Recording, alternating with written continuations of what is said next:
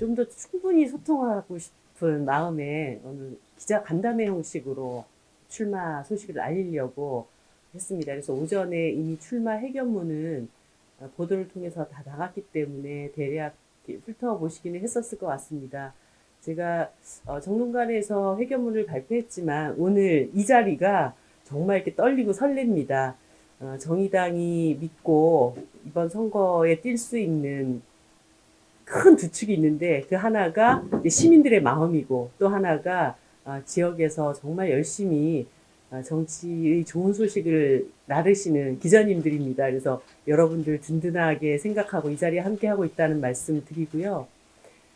제가 오늘 기자회견문을 통해서 밝힌 키워드는 딱 하나입니다. 인천은 끊임없이 성장해 왔다. 시민들의 성숙된 역량으로. 그런데 또 한편에서는 시민들이 충분히 만족하지 못하는 그런 삶이 있다. 그래서 이 성장과 시민들의 실질적 삶 사이의 틈을 어떻게 메울 것인가가 지금 인천시장에게 맡겨진 소명이다. 이렇게 생각을 합니다. 어제부터 코로나 일상회복 시기가 시작이 되었는데요. 마냥 좋아할 수만은 없습니다. 시민들은 여러 가지 이제 활력도 다시 찾고 중소상인들의 기대도 높아지고 있지만 정치하는 사람들은 이럴 때일수록 위기와 긴장의 끈을 놓치면 안 된다고 생각합니다. 코로나 팬데믹이라고 하는 것이 이번에 한 번 있고 지나가면 그만인 이런 상황이 아니라 주기적으로 반복될 것이라고 하는 상당한 우려가 있는 상황이기 때문에 이번 한 2년 동안 시민들이 겪었던 피해와 어려움을 반복하지 않기 위해서라도 이 일상 회복 시기에 다음 위기에 가장 정확하게 대처할 수 있는 그런 시스템, 대응 능력 이것을 갖추는 것이 필요하다고 봅니다. 인천시에는 여러 가지 방역이 잘 되었다 이런 평가들도 있지만 그 한꺼풀을 벗겨내 보면 정말 의료 인력들이 자기 살을 갈아 넣다시피 하는 그런 헌신이 있었고 또 작년에는 보건소에서 일하는 하이직 공무원이 뭐 주 80시간의 경무에 시달리다가 스스로 목숨을 끊는 일까지 있었습니다. 다음에 어떤 위기가 찾아오더라도 이렇게 일방적인 희생 위에 방역이 이루어지는 일은 없어야 된다고 봅니다. 그것은 독박돌봄으로 자기 삶을 빼앗긴 부모님들이라든가 혹은 자기의 어떤 일자리를 빼앗겨버린 청년들이라든가 또 더 이상 가게를 유지할 수 없어서 폐업을 하는 중소상인들이라든가 이러한 문제들도 똑같이 적용되는 것이라고 봅니다. 그래서 제가 인천시정을 맡는 앞으로의 기간 동안 저는 그 시민들의 마음을 붙들고 시민들에게 가장 가까이 다가서는 그런 인천시장이 되겠다는 약속을 드립니다. 우리 기자 여러분들께서도 많이 응원해 주시고 도와주시기 부탁드립니다. 감사합니다. 그럼 자연스럽게 기자님들의 질문 그리고 후보님의 답변 이 순서로 진행을 하도록 하겠습니다. 먼저 질의하실 분들이 있으면 손을 예.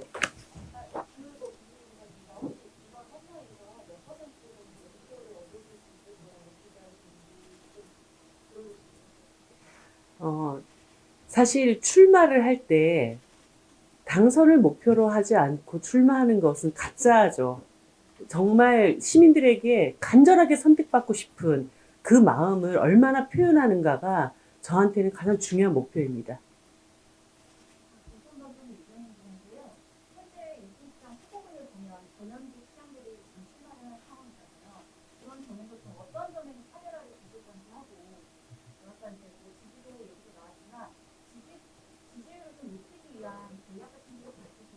네. 일단 두 분 다 전직 시장님, 현직 시장님으로서 여러 가지 인천시 발전을 위해서 애쓰셨다고 생각합니다. 그리고 훌륭한 점도 많이 있는 분들이라고 생각을 합니다. 하지만 제가 좀 이번 인천시장 선거에 출마하면서 주목하는 부분은 인천시의 어떤 성장, 발전, 이 외형적인 어떤 그 부분들을 끌어오셨던 전현직 시장님들이 메꾸지 못했던 부분들을 저는 주목을 하고 있습니다. 사실 인천시의 성장과 발전이라는 것은 시장 혼자서 하는 일은 아닙니다. 이곳에 있는 국회의원들도 많은 예산을 가져오고 여러 가지 협상들을 진행하는데 중요한 정치적 역할을 하는 것이고 또 인천시장도 그런 것들을 이렇게 총괄해서 지휘하는 어떤 그런 역할을 하는 것이라고는 보지만 저는 그 역할도 충분히 해나가면서도 두 시장 후보님들이 보지 못하는 삶에 대한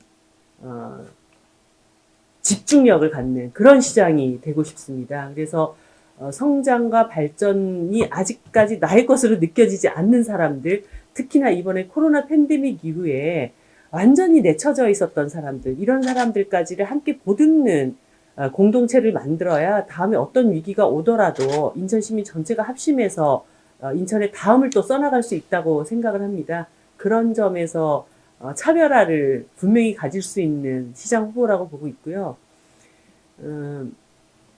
지금 사람들이 정치도 그렇고 인천시 행정도 그렇고 굉장히 차갑게 느낍니다. 그러니까 그것을 뭐 아주 일반적인 말로는 소통이 너무 안 된다. 내가 무슨 어려움이 닥쳐가지고 좀 얘기를 해보자고 하는데 답이 안 돌아온다. 이런 것으로 얘기를 많이 하셔요. 그리고 두 당이 사실 거의 비슷한 컬러와 색깔을 가지고 인천시를 견인해왔던 정책이 있는데 그 정책의 차이성은 크게 느껴지지 않지만 시정부를 집권하고 있는 분과 집권하지 못한 분들 사이에 계속 이제 상대를 깎아내리는 그런 어떤 정치들이 계속되어 왔지 않습니까? 저는 일단은 시민들이 내가 정말 도움이 필요할 때 시장 사무실에 문을 주고 있습니다. 그래서 그러한 마음을 인천 시민들에게 충분히 보여드리고 시민들이 그것을 믿어주신다면 저는 뭐 좋은 결과를 시민들이 안겨주지 않으실까 그 마음 믿고 최선을 다하겠습니다. 인천시 의상훈기자입니다. 현안에 대해서 한 가지 좀 여쭤보겠습니다. 이번 시장 선거에서는 수도권 밀입지 문제가 중요한 이슈로 부각될 것 같은데 네. 우리 후보님께서는 어떻게 생각하고 계십니까? 네. 이거는 뭐 오래전부터 인천시에서 그 얘기를 해왔던 원칙이 있습니다. 이제 세계 광역시도가 일정한 시점 이후에는 발생지에서 이것을 처리하자라고 얘기를 했고 2025년이라고 하는 가이드라인도 이미 제시된 바가 있습니다. 그렇기 때문에 저는 뭐 충분히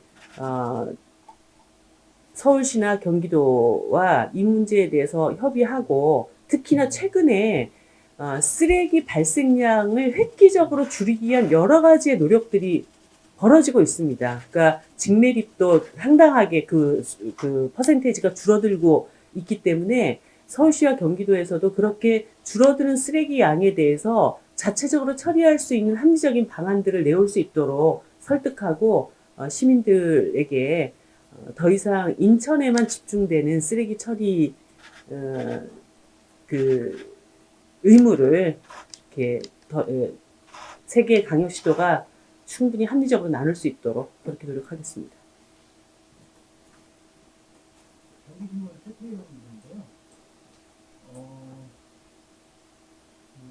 저희 정의당 후보님이 집권 능력이 있으신지 스스로 이제 그렇게 평가를 하시는 분이 되는 거거든요.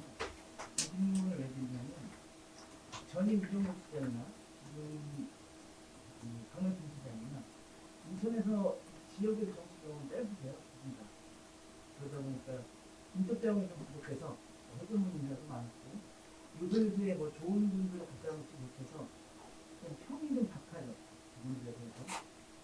근데 이제 의원님도 그렇고 정당도 그렇고 당세가 강하지 않다 보니 그런 것들이 좀 있는데 어떻게 하십니까? 그런 측면에서는 인적 풀과 관련돼서 그런 의문이 드신다면 그 측면에서는 오히려 이정미가 훨씬 더 수권 능력이 있지 않나 저는 그렇게 봅니다. 왜냐하면 양당은 굉장히 적대적인 대결 정치를 해왔던 세력이기 때문에 인적 자원을 나누거나 공유하거나 협력하지를 잘 못했다고 생각합니다. 그러니까 항상 양당이 뭐 지금 중앙에서도 인사청문회에서 이제 발생하는 일들을 보면 내 편만 갖다 써야 되기 때문에 자꾸 문제가 생기는 거예요. 근데 저는 인천시정을 어떤 방향으로 가져가겠다라고 하는 명확한 비전이 있고 제가 이제 돌봄혁명으로 외로움 없는 도시를 만들겠다라고 하는 비전을 제시했기 때문에 이 비전에 동의하고 이 비전을 실현할 수 있는 능력이 있는 사람이라면 정파와 관계없이 얼마든지 중용할 수 있는 그런 포지션에 서 있는 시장이라고 생각합니다. 그런 점에서 훨씬 더 많은 인적 풀을 가지고 있다. 그렇게 말씀드립니다. 예, 또 다른 한 가지만. 내일이 장애인의 날이거든요. 그래서 돌봄 시장이 되시겠다고 하셨는데 혹시 구상하고 계신 장애인 관련된 그런 공약이 있으면 오늘 하나 얘기해 줄 수 있는 게 있나요? 네. 일단 제가 가지고 있는 돌봄 혁명 프로세스는 모든 사람들이 얘기했던 지방분권을 확실히 이룰 수 있는 기초가 됩니다. 그리고 이 지방분권의 1단계 핵심 공약이라고 얘기를 할 수가 있는데요. 지금 모든 복지 예산이 각 부처별로 그리고 각 명목별로 다 쪼개져서 내려옵니다. 그래서 제가 우리 인천의 조선희 시의원을 통해서 들었던 얘기는 장애인 발달장애인과 관련된 예산이 이제 중앙정부에서 이렇게 각 시도별로 퍼센테이지가 이렇게 내려오지 않은 채 동센터로 연계되는 돌봄망을 구축을 하는 겁니다. 그래서 지역에 있는 장애인이든 여성이든 노인이든 그 동돌봄센터에 가서 내가 필요한 복지가 어떤 것인지를 바로 안내받고 그것에 대한 지원을 할 수 있는 원스톱 체계를 갖추게 되고요. 장애인들이 이제 각 도시마다 삶의 형편이나 구조가 굉장히 많이 다르지 않습니까? 그것을 인천시 장애인들 당사자들과 직접적으로 논의를 해서 그 포괄보조금 중에 장애인 예산이 우선순위가 어디로 가야 될 것인가를 결정하는 이런 방식으로 집행하겠다는 것이 저희 구상입니다. 예, 또 질문 있으신지?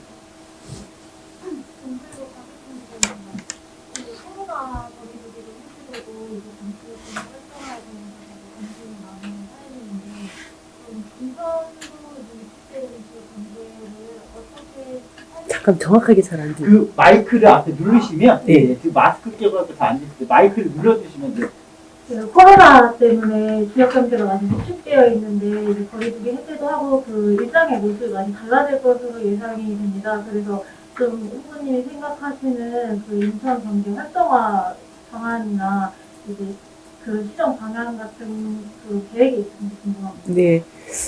일단 제가 인천을 녹색도시 인천으로 변화시키겠다라고 말씀을 드렸습니다. 그러니까 한때는 이제 인천이 각 공단 중심으로 굴뚝산업으로 굉장히 많은 경제 성장의 기반을 다져왔다고 한다면 이제는 친환경 미래도시로 나아가기 위한 여러 가지 노력들이 필요하다고 봅니다. 그런 점에서 지금 인천의 전체 한 15% 정도를 차지하고 있는 그 한국 GM의 경우에 지금 이것이 계속 축소되고 위축되고 일자리가 위협받고 전반적인 이제 그 산업 경제에 나쁜 영향을 미치지 않을까 오랫동안 지금 시민들이 굉장히 불안해 왔습니다. 그래서 제가 시장이 되면은 지금 어쨌든 모든 산업이 미래 산업으로 가고 있는 때이기 때문에 한국GM이 인천에서 친환경 자동차를 생산하는 기지로 전환된다고 한다면 충분히 승산이 있다. 이런 것들을 잘 설득을 시키고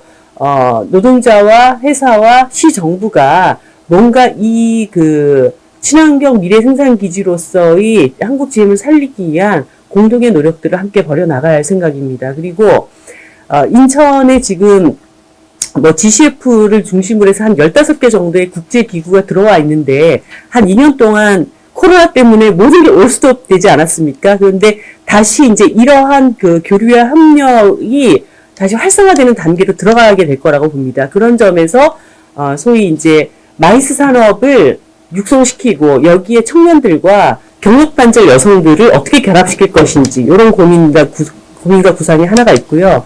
또 하나는 제가 아까 말씀드렸던 통합 돌봄 시스템을 구축해 가는 과정에서 다양한 복지 일자리를 창출할 수 있다고 생각을 합니다. 여러분들 아마 각자가 살고 있는 동네에 들어가시면 알겠지만 이미 상당한 마을 활동가들이 마을의 어떤 자치 분권과 그 시민들의 공동체를 좀 풍성하게 만들기 위한 활동들을 하고 있습니다. 그런데 이런 활동들이 거의 이제 무급에 가까운 그런 봉사활동 이런 수준에 머물러 있기 때문에 이것이 전문적인 어떤 그 마을공동체 사업으로 나가지 못하는 그런 한계도 있습니다. 그래서 저는 이 통합 돌봄 시스템 안에서 이것을 연계해 나가는 다양한 복지 일자리들을 창출해서 인천의 많은 청년들이 굳이 서울까지 가지 않아도 인천 안에서 지역과 상생하면서 자신의 어떤 미래를 그려나갈 수 있는 그런 노력들도 한편에서 기울이겠다는 생각 갖고 있습니다.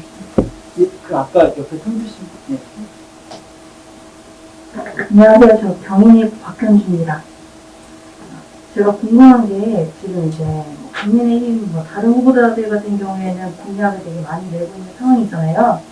지금 이 후보자들과 비교해서 이정미 후보님만이 갖는 그 경쟁력 있는 공약 한 가지를 꼽는다면 어떤 게 있을까요? 네. 뭐 제가 서두에도 계속 말씀드렸지만 통합 돌봄 정부를 만들겠다는 거, 이 과정을 통해서 확실한 지방 분권 시대를 열겠다는 것이 저의 가장 대표적인 공약이라고 생각하시면 될 것 같습니다. 네, 또 다른 분, 예. 마이크를 켜주시고 질문하시는 게 좋을 것 같습니다. 네, 출마 선언하시는데 죄송한 질문을 했는데요. 완주 여부, 이제 민주당과의 단일화, 여기서 좀 이야기 해주시죠. 네.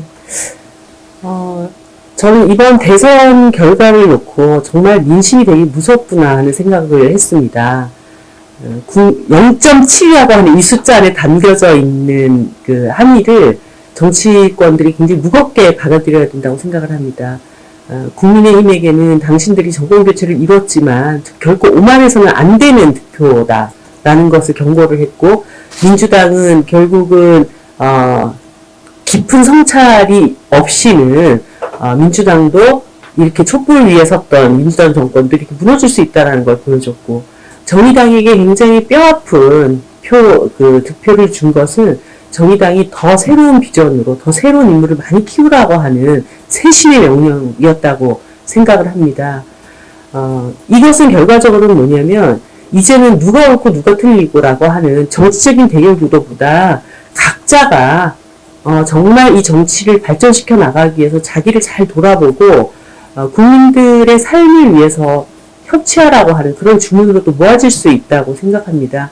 그런 점에서 여전히 정의당이 해야 될 역할은 그러한 우리 정치의 다양한 얼굴들을 대변하고 협치를 이끌어낼 수 있는 균형추로서의 역할을 잘 하라고 하는 그런 의미가 담겨져 있고, 그 역할이 끝나지 않았다고 한다면 정의당의 새로운 비전을 가지고 새로운 인물인 이정미가 이 선거에서 우리 시민들에게 좋은 평가를 받는 것, 이것이 저의 이번 인천시장 출마의 의미이기 때문에 그 평가의 끝을 향해서 열심히 달려갈 생각입니다.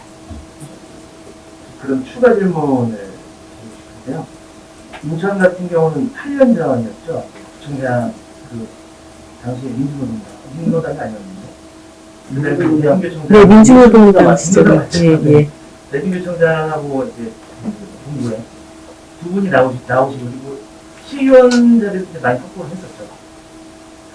이제 아까 지금 말씀하신 그런 가치들이 단일화를 통해서 그런 민주당과 선거 단일화를 선거연대나 단일화를 통해서